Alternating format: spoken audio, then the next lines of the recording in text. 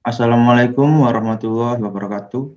Kami dari TPS 23 Praktikum Rekayasa Perangkat Lunak mau mempresentasikan apa peran kami dalam membuat dokumen SRS ini. Di mana saya sendiri Lintang Setiawan, nomor NBI 1461900186.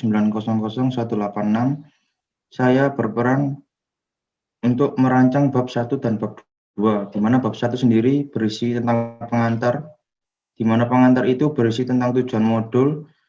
Di tujuan modul menjelaskan tentang tujuan setelah dan apa yang dicapai setelah sistem ini jadi. Kemudian yang kedua, ruang lingkup. Ruang lingkup di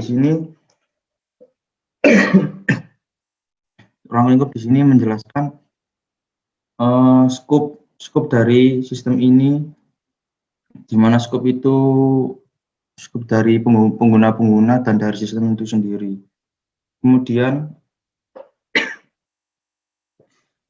selanjutnya yaitu deskripsi fungsional dan deskripsi non-fungsional. Deskripsi fungsional yaitu berfungsi sebagai batasan layanan atau fungsi yang ditawarkan sistem. Jadi batasan-batasan dari sistem, pengguna, dan yang lain-lain, pokoknya aktor yang ada di dalam. Terus kalau deskripsi non-fungsional itu terkait dengan kemudahan penggunaan sistem atau perangkat lunak oleh user. Jadi kemudahan apa yang didapatkan oleh user waktu mengakses sistem ini. Oke, lanjut.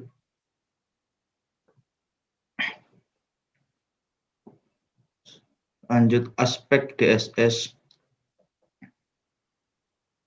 Aspek DSS ini bertujuan untuk memudahkan manajer membuat keputusan untuk memecahkan masalah yang ada. Jadi aspek apa aja yang perlu dipertimbangkan untuk mengambil sebuah keputusan. Kemudian yang terakhir yaitu aktor dan fungsional. Di sini dijelaskan siapa saja aktor dan apa saja tugasnya. Jadi menjelaskan siapa saja aktornya dan job desk dari masing-masing aktor itu sendiri. Kemudian di bab 2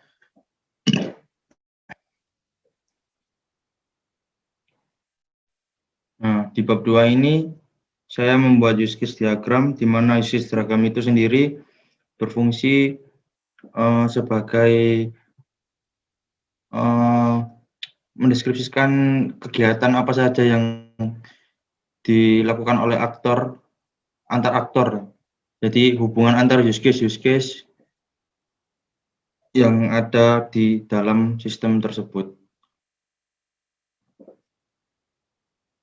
Ya, seperti ini kurang lebih diagramnya. Jadi hubungan antara customer service dengan pengunjung itu apa, terus habis itu sistem dengan pengunjung itu apa, ya kurang lebih seperti itu. Jadi hubungan antar use case yang menjelaskan tentang hubungan dari beberapa aktor yang ada di dalam sistem. Sekian, selanjutnya dilanjut sama rekan-rekan saya. Perkenalkan, nama saya Dimas Erwin Bahadur Al-Farabi, NBI 14619000237. Di sini saya berperan pada bab 3 dan 4, di mana bab 3 berisi activity diagram dan juga state diagram. Activity diagram sendiri ini menjelaskan mengenai aktivitas yang terjadi pada sistem.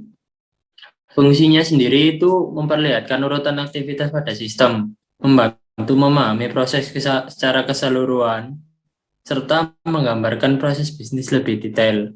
Jadi, activity diagram ini merupakan alur terperinci dari use case diagram yang sudah dibuat sebelumnya tadi di bab 2. Singkatnya, activity diagram ini menggambarkan interaksi user dengan sistem secara general.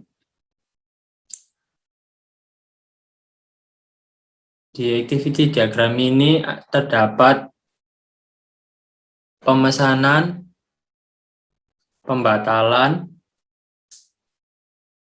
serta pengiriman.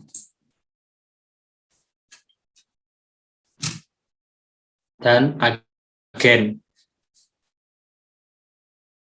Lanjut.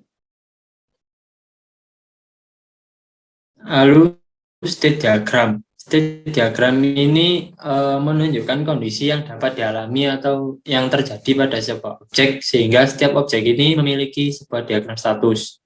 State diagram ini digunakan untuk mendeskripsikan perilaku sistem.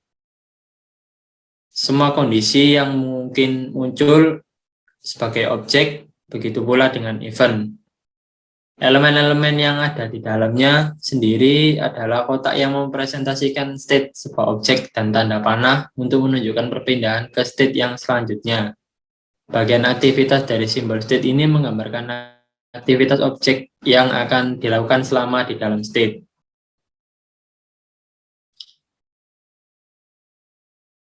Lanjut, sequence diagram. Bab 4 ini berisi tentang sequence diagram. Sequence diagram sendiri menggambarkan sejumlah aktivitas atau kolaborasi antar objek. Fungsi dari diagram ini sendiri untuk menunjukkan interaksi atau pesan yang disampaikan antar setiap objeknya. Singkatnya, sequence diagram ini menggambarkan tentang interaksi user dengan objek-objek yang terkait dalam sistem. Dalam sequence diagram ini, kami mempunyai yaitu yang pertama pemesanan, pembatalan, pengiriman, serta agen. Sekian dari saya, bisa dilanjutkan rekan saya.